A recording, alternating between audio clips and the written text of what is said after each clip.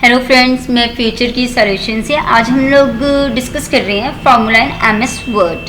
तो चलिए हम लोग अपनी वर्ड की फाइल पे चलते हैं और यहाँ पर आप देखोगे कि मैंने एक टेबल क्रिएट किया हुआ है।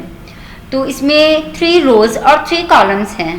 तो हमारा जो फर्स्ट कॉलम है उसे हमने ए नाम दिया है, जो सेकंड कॉलम है उसे बी और जो थर्ड कॉलम है उसे सी। ऐसे ही हमने हर रो को, जो फर्स्ट रो है अपनी 1, सेकेंड रो को 2 और जो थर्ड है उसे 3। जो अपना फर्स्ट सेल है, first column and first row, जो अपना फर्स्ट कॉलम था उसका नाम क्या था ए, और जो फर्स्ट रो उसका नाम था 1। तो आप इस सेल का आप देख सकते हो, इस सेल को क्या नेम दिया गया है A1। तो ऐसे ही हम लोग चलते हैं इस सेल पर। तो देखिए आप देख रहे होंगे कि जो first column and second row, तो जो अपना फर्स्ट कॉलम है उसका नाम है ए और जो सेकेंड रो है वो है 2। तो इस सेल को नाम दे दिया A2। तो इस तरह से हम लोग हर एक सेल को एक नाम दे सकते हैं। तो चलिए हम अपनी असाइनमेंट फर्स्ट पे चलते हैं, जहाँ पर मैंने नेम दिए हुए हैं, जैन की सेल दी हुई है, फेब की सेल दी हुई है। चलिए हम रिजल्ट पे इस सेल पे क्लिक करते हैं और लेआउट में चलते हैं और फॉर्मूला पे इसे हम इरेज कर देते हैं, इक्वल टू का साइन यूज करते हैं। सबसे पहले हमने करना क्या है, जो अरुण जो पर्सन है उसके जैन और फेब की जो भी सेल है उसे हमने प्लस करना है। तो चलिए हम करते हैं। अपना जो ये वैल्यू है 33, वो हमारी किस सेल में पड़ी है, सबसे पहले हम ये देखते हैं। तो जो जैन की अपनी सेल थी और जो फेब की सेल है उसे हमें प्लस करना है। तो उसके लिए हम क्या करेंगे, सबसे पहले जैन जहाँ पर 33 है उस सेल का एड्रेस देखते हैं, क्या एड्रेस है उसका। तो ये अपना जो ये फर्स्ट कॉलम है उसको ए नेम दे देते हैं हम लोग, जो सेकंड कॉलम है उसे बी, और ये रो कौन सी है ये हम देख लेते हैं, फर्स्ट सेकंड रो है अपनी। तो इस सेल का हम क्या नाम हुआ, बी। तो इस सेल का क्या नाम है B2। तो हम लोग B2 यहाँ पर टाइप करते हैं प्लस, और ये यहाँ पर भी 33 वैल्यू है। तो हम लोग इस सेल का नाम देखते हैं क्या है। तो ये अपनी कौन सी कॉलम हुई, सी कॉलम, और रो अपनी सेकंड रो है तो C2।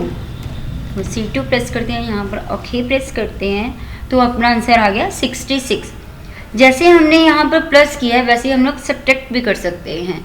तो जैसे मैं जैन की जो भी सेल है और जो फेब की सेल है उसे सब्ट्रैक्ट करके दिखाती हूँ आपको।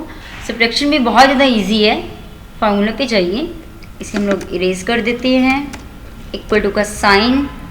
सबसे पहले हम देखते हैं जो हमारी 65 वैल्यू है वो कहाँ है, कौन सी सेल का क्या नाम है। तो जी ये अपना बी कॉलम और अपनी रो है थर्ड, तो B3। हम B3 टाइप कर रहे हैं, माइनस का साइन, और 54 वैल्यू कहाँ पड़ी है अपनी सी कॉलम के अंदर, और अपनी थर्ड रो मतलब कि C3। ओके प्रेस करते हैं हम लोग, तो 11। तो ये इसका रिजल्ट आया 11। तो मैंने एक और असाइनमेंट बनाई है आपके लिए। तो इसके अंदर क्या है, सैलरी डिटेल। तो यहाँ पर मैंने रीना और अनुज 2 पर्सन्स हैं, उनकी बेसिक सैलरी है, रीना की 6000 है, अनुज की 7000। तो हमने इसका DA कैलकुलेट करना है, HRA कैलकुलेट करना है, और फिर इसकी ग्रॉस सैलरी भी देखनी है। तो चलिए पहले हम DA इसका कैलकुलेट करते हैं। रीना का बेसिक सैलरी इनकी 6000 है। तो चलिए हम लोग अपने फॉर्मूला पे चलते हैं, इसे इरेज करते हैं। तो सबसे पहले हम देखते हैं कि हमारा ये सेल का नाम क्या है। सबसे पहले हम कॉलम देखते हैं अपना, ये B कॉलम है ये। तो अपनी रो कौन सी है, फर्स्ट सेकंड थर्ड अपनी रो है। तो ये क्या, इस सेल का क्या नाम है, B3। तो हमने इक्वल टू का साइन टाइप किया और B3 मल्टीप्लाई का साइन और 50% 5 टाइप कीजिए, साथ में परसेंटेज का साइन, ओके प्रेस कीजिए। तो ये 3000 आपका DA निकल चुका है। चलिए हम ए निकालते हैं 20%।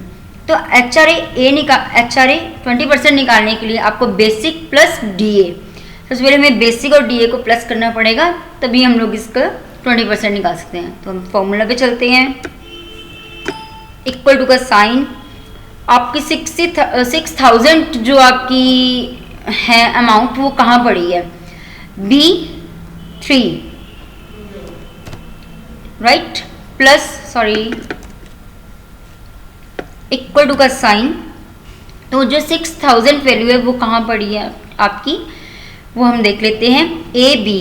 बी कॉलम और थर्ड रो B3, तो हम ब्रैकेट स्टार्ट करते हैं, B3 प्लस का साइन, और ये वैल्यू कहाँ पड़ी है हमारी 3000, C कॉलम, और अपनी ये रो कौन सी है, फर्स्ट सेकंड थर्ड रो, मतलब C3 में,